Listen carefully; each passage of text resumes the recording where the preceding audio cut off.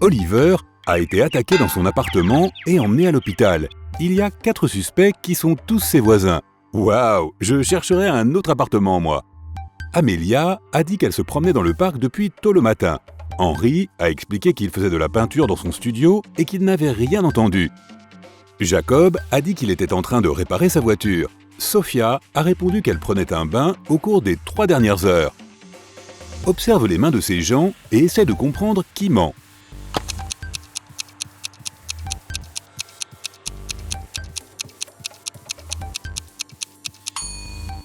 C'est un peu étrange que Jacob, qui réparait sa voiture, et Henry, qui faisait de la peinture, aient tous les deux les mains si propres. Mais ils pourraient avoir porté des gants. D'autre part, les mains et les doigts de Sophia n'ont aucune ride. Pourtant, ce serait une réaction naturelle de la peau après avoir passé 3 heures dans une baignoire. Sophia, tu as été prise en flagrant délit. Je veux dire, les mains dans le plat. La police a découvert qu'il y avait un nouvel arnaqueur en ville. 3 personnes sont soupçonnées. Luna, qui est conductrice de bus scolaire, Jackson, qui est chauffeur de camion de pompiers, et Daniel, un ambulancier. Tous ont affirmé avoir été occupés par leur travail depuis le petit matin. Peux-tu découvrir qui est le contrebandier ?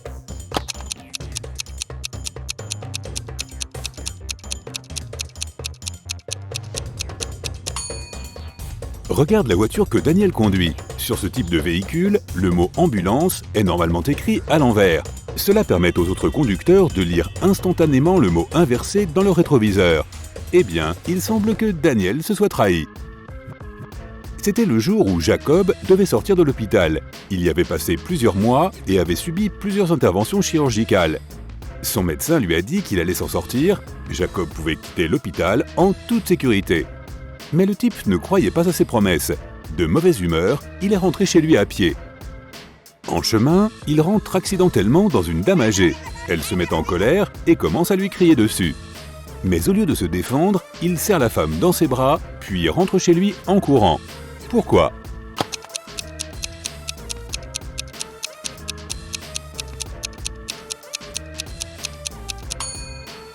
Jacob était malentendant. Il ne pensait pas que son problème pouvait être résolu. Mais quand il a entendu la femme crier fort, il a réalisé que le médecin lui avait dit la vérité. Peut-être que le médecin aurait dû hurler lui aussi. Chloé est restée tard au bureau ce jour-là. En rentrant chez elle en voiture, la jeune femme était épuisée. À un moment donné, elle a même commencé à s'assoupir. C'est alors que cela s'est produit. Elle a fait une sortie de route et a traversé une clôture qui se trouvait sur son chemin. Elle ne pouvait plus contrôler son véhicule. Elle a glissé sur une colline abrupte et s'est retrouvée dans un lac. Chloé était incapable de bouger ses bras. Ils étaient coincés. Elle ne pouvait pas détacher sa ceinture de sécurité ni ouvrir la portière de la voiture. Le véhicule a coulé au fond du lac. Chloé était-elle condamnée ? Les secours sont arrivés 3 heures plus tard. La femme était toujours dans la voiture, mais elle était vivante. Comment a-t-elle survécu ?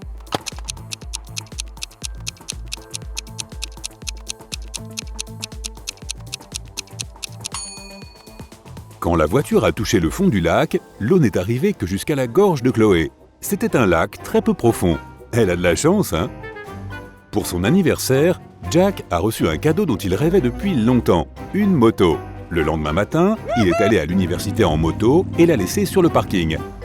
À l'heure du déjeuner, il a décidé d'aller voir sa moto. Imagine son horreur lorsqu'il a découvert que quelqu'un avait cassé les rétroviseurs.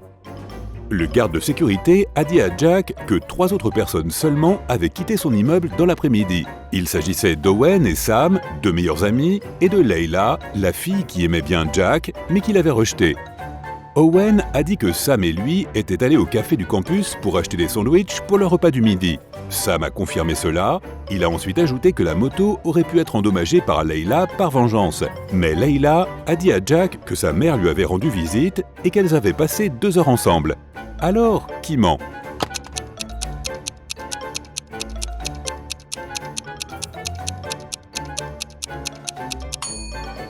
Owen tient un sac en papier sur lequel est écrit « Livraison de nourriture ». Cela signifie que les gars ont commandé leur déjeuner et ne l'ont pas acheté au café. Ils ont détruit les rétroviseurs de la moto de Jack et ont essayé de piéger Leila. Pas un bon réflexe, hein ?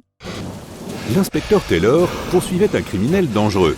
Soudain, l'homme est entré dans un hôpital. Ah non, il y a des centaines de chambres là. Heureusement, il pleuvait et le criminel a laissé des traces de pas sur le sol de l'hôpital. Le détective a suivi les traces et est entré dans une petite pièce. Il y avait là 3 personnes, toutes couvertes de bandages de la tête aux pieds. Mais l'un d'entre eux était un faux patient. Lequel ?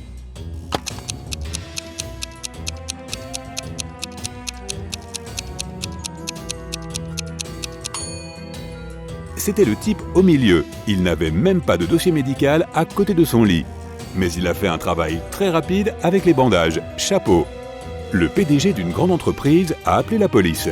Il était convaincu que l'une de ses employées, Victoria, avait volé une carte mémoire contenant des informations confidentielles et qu'elle allait les vendre à leurs concurrents.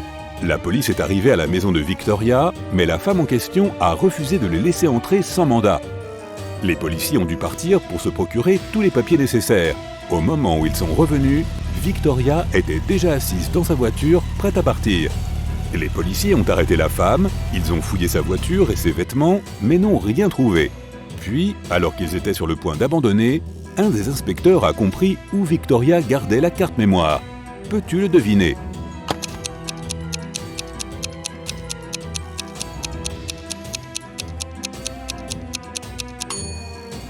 Lorsque la police est venue la voir pour la première fois, la femme avait les cheveux défaits.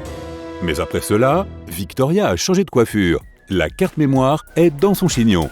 Ouais, Victoria a un incroyable chignon. Michael rentrait de la salle de sport quand, soudain, tout est devenu noir. Lorsqu'il a repris conscience, il s'est retrouvé dans une pièce fermée à clé. Près de la porte, il y avait un ordinateur avec un clavier. Sur l'écran, il y avait une énigme. Michael devait écrire la bonne réponse pour que la porte s'ouvre. L'énigme était la suivante. Cela fait 2 personnes à partir d'une seule. Qu'est-ce que c'est ? Michael a tapé le mot nécessaire et la porte s'est ouverte. Il était libre de partir. Quelle était la réponse ?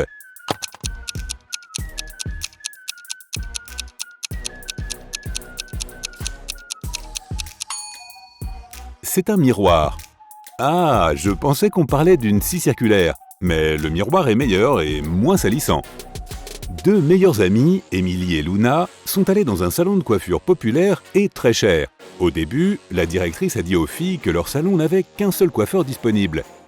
Mais après avoir passé un coup de fil, elle a annoncé avec joie qu'elle avait trouvé un autre coiffeur. Emily et Luna pouvaient se faire coiffer en même temps. Mais en cours de route, les filles se sont rendues compte qu'un des coiffeurs était un imposteur. Lequel ?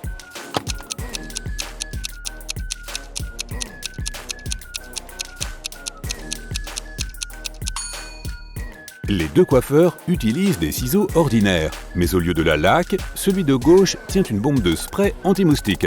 Oui, c'est un gros indice juste là.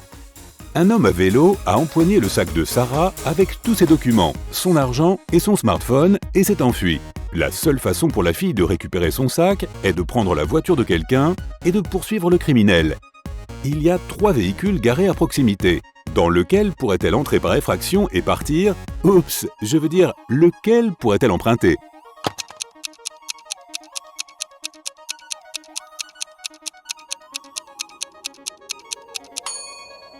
Un homme est assis dans la voiture bleue. Ce n'est pas bon. Si elle décide de prendre la voiture rouge, les caméras de surveillance la repéreront. Sa seule option est la voiture marron. Oh, et Sarah, n'oublie pas de rendre l'auto lorsque tu récupéreras ton sac. Sinon, tu seras encore pire que l'autre type, Sarah. Marie et son jeune frère Alex étaient à la chasse aux champignons dans la forêt. Attends, la chasse aux champignons ? Qu'est-ce que tu fais ? Tu les frappes pour qu'ils ne s'enfuient pas ? Bref, ils ont commencé à se disputer, Alex s'est mis en colère et s'est enfui. Après plusieurs minutes, Marie s'est précipitée à sa poursuite, elle était toujours en colère, mais aussi inquiète. Bientôt, la jeune fille a atteint une petite rivière. Un homme était assis sur la rive. « Avez-vous vu un adolescent ici ?» demanda Marie. « Oui, il vient de prendre un bateau et de passer sur l'autre bord. » Mais Marie n'a pas cru l'homme. Pourquoi ?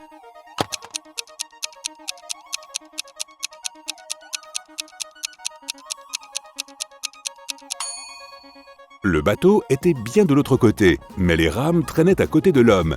Comment le garçon aurait-il pu traverser la rivière sans elle ? Alors, où est Alex? Enlevé par les champignons qui se sont échappés? On ne le saura peut-être jamais. Ella est allée à une fête qui se déroulait dans la maison de sa meilleure amie. C'était une fête de devinettes. Tous les invités devaient résoudre des énigmes et participer à différents défis. La tâche d'Ella était de se sortir d'une pièce fermée à clé au sous-sol. La jeune fille a eu les yeux bandés et a été emmenée en bas et laissée seule. Après avoir retiré le bandeau de ses yeux, elle a remarqué que la porte avait une serrure à code. Elle a également vu une feuille de papier posée à terre à côté de la porte. Il y avait 4 fleurs dessinées à cet endroit. Elle les a regardées pendant un moment et a entré le code correct. La porte s'est ouverte et la fille a rejoint la fête. Alors, quel était le code?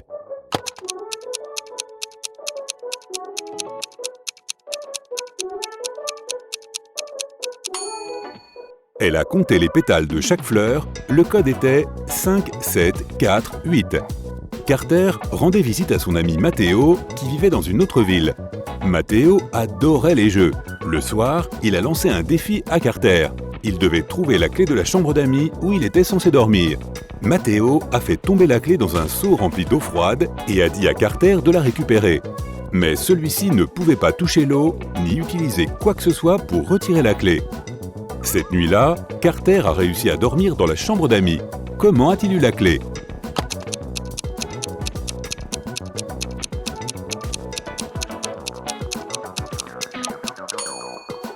Il a mis le seau au-dessus d'un feu. L'eau a commencé à bouillir et s'est bientôt évaporée. Après cela, Carter a ramassé la clé. Matteo était en feu. Nora était agent d'assurance. Une fois, une de ses clientes l'a appelée tôt le matin. La femme était en larmes.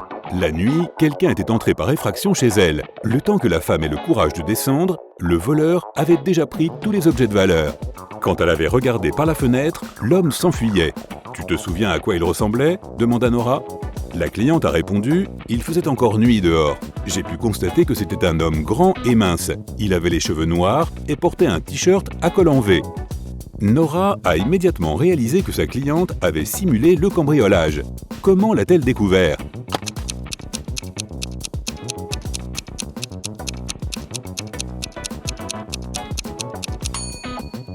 Il faisait nuit et l'homme s'enfuyait de la maison de la cliente. Alors, comment la femme a-t-elle pu voir qu'il portait un t-shirt à col en V? Ça me dépasse.